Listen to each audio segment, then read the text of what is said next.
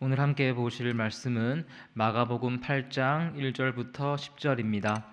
마가복음 8장 1절부터 10절 한 절씩 교독하시고 마지막 절은 함께 읽도록 하겠습니다. 마가복음 8장 1절부터 10절입니다. 그 무렵에 또 큰 무리가 있어 먹을 것이 없는지라 예수께서 제자들을 불러 이르시되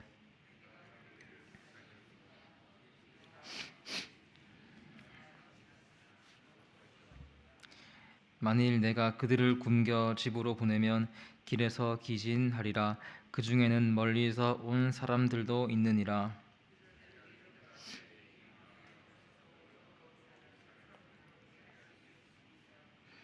예수께서 물으시되 너희에게 떡 몇 개나 있느냐 이르되 일곱이로소이다 하거늘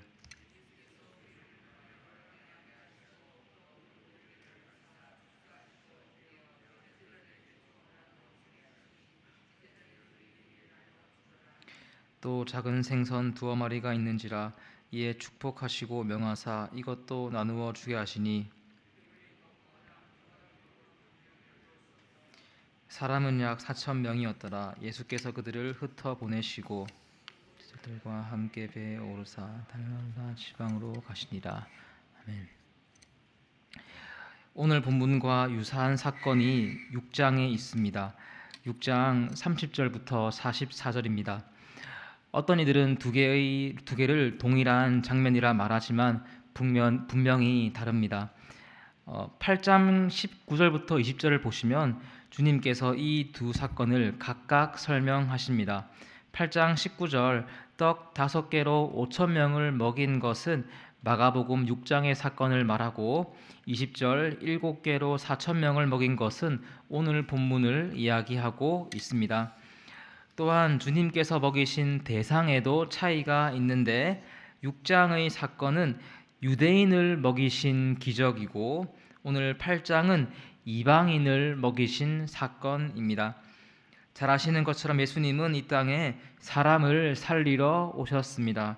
먼저는 영적인 필요를 채워주시고 또한 육체와 환경의 부족한 부분에도 은혜를 내려주십니다.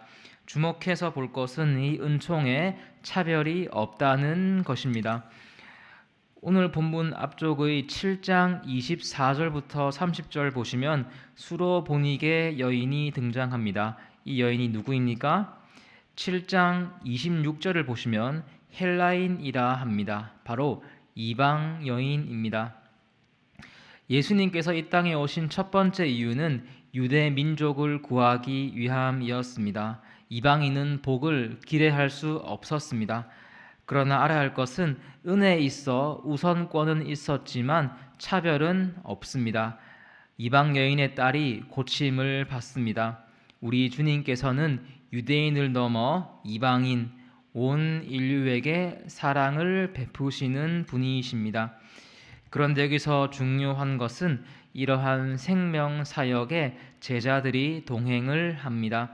그리고 쓰임 받습니다. 오늘 본문을 보시면 그들이 가진 떡을 사용하셔서 사람을 살리시는 모습이 나옵니다. 오늘 말씀을 통해 주님의 한량없는 자비하심을 목격하고 이 일에 쓰임 받는 저와 여러분 되기를 소망합니다. 8장 1절에 보시면 무리가 등장합니다. 그들은 갈급함을 해결하기 위해 줄을 쫓는 자들, 여기서는 이방인들입니다. 그들이 어떤 상황인지는 2절이 잘 말해주고 있습니다. 나와 함께 있은지 이미 사흘이 지났으나 먹을 것이 없도다. 주님 가르침과 치유를 바라고 따라왔습니다. 사흘이나 함께할 정도로 영적인 목마름이 심합니다. 물론 처음에 어느 정도 먹을 것을 가져왔겠지만 시간이 지나면서 고갈됩니다. 또한 밤에 기온이 급 하강하는 팔레스타인 지역 찬바람에 몸을 떨고 배는 점점 고파옵니다. 이들의 안타까운 상황이 머리에 그려지십니까? 그런데 주목해서 볼 것은 이들의 이런 아픔을 주님께서 통감하십니다. 2절 상반절입니다. 내가 무리를 불쌍히 여기노라. 불쌍히 여기다를 원어로 보시면 곤궁에 처한 상대방을 보고서 오장육부까지 움직일 정도로 동정심을 가지는 것입니다. 예수님은 무리를 향해 애절한 마음을 갖고 계십니다. 3절도 보시면 그들이 길에서 기진할까 걱정하시고, 하반절 그 중에는 멀리서 온 사람들도 있느니라. 그들의 구체적인 형편도 알고 계십니다. 그렇다면 예수님께서는 이런 자들을 어떻게 살리시겠습니까? 지난 주일에 기도 작정 카드를 작성하였습니다. 목사님들과 함께 성도님들께서 어떤 제목이 있으신가 보았는데, 많은 분들께서 주위의 가족, 이웃에게 긍휼의 마음을 갖고 계셨습니다. 그런데 한번 생각해 보고 싶은 것은 저와 여러분이 주님 능력을 기대하고 있냐는 것입니다. 하나님께서 내 가족과 이웃을 먹이실 것으로 기대하고 있냐는 것입니다. 본문 속 제자들을 한번 보시면 그들은 지금 하나님의 능력을 제한해서 믿고 있습니다. 4절 보시면 이 광야 어디서 떡을 얻어 이 사람들로 배부르게 할 수 있으리까? 주님, 이것을 가능케 할 사람은 한 사람도 없습니다. 예수님 당신도 이것은 불가능합니다. 그들이 현실을 직시한 것은 맞습니다. 그런데 문제는 망각한 것입니다.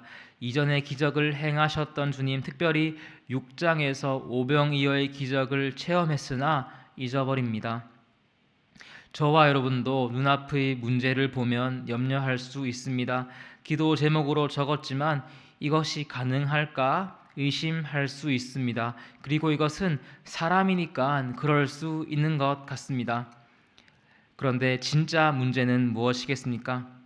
하나님의 능력 맛보았던 것을 잊어버리는 것 아니겠습니까? 나의 부족함을 주목해서 보느라 주님을 인식하지 못하는 것 아니겠습니까?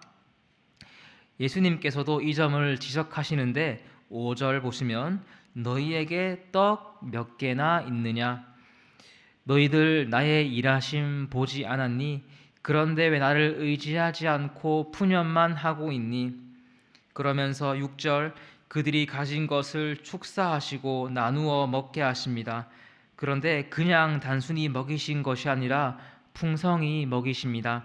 8절과 9절 보시면 7 광주리를 거두었고 9절 4,000명이 먹었다고 합니다. 8절의 광주리는 사람이 들어갈 수 있을 정도로 큰 광주리이고, 마태복음을 보시면 여자와 아이를 제외한 숫자가 4,000이라고 합니다. 7개의 떡, 한 끼 식사 정도의 양이지만 주님께 드려지자 4,000명을 먹이고도 남을 식탁이 됩니다. 오늘 주님께서는 저와 여러분에게 우리가 바라보는 영혼, 내 주위의 가족과 이웃을 풍족히 먹이시겠다고 약속하십니다.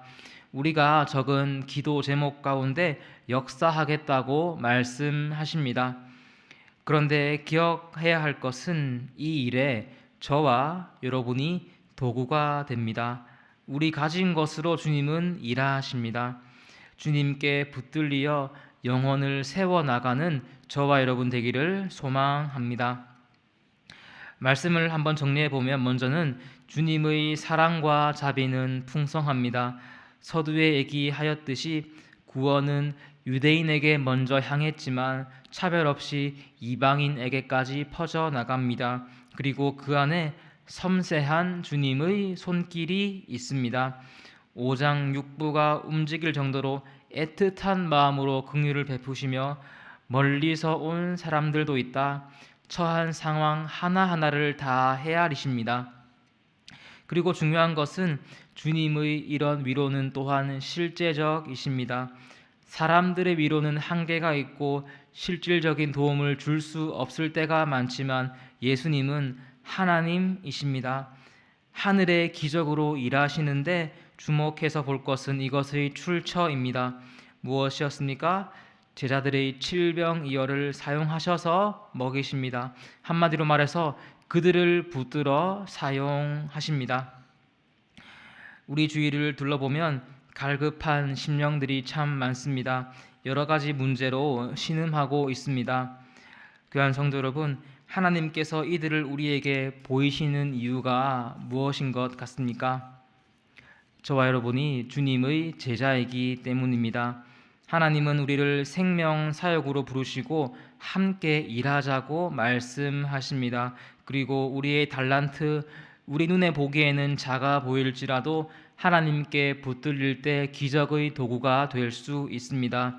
주님 일하심에 참여하며 복음의 목격자와 수종자로 살아가는 우리 모두가 되기를 소망합니다. 그런데 혹시 이런 마음 들지 않으십니까?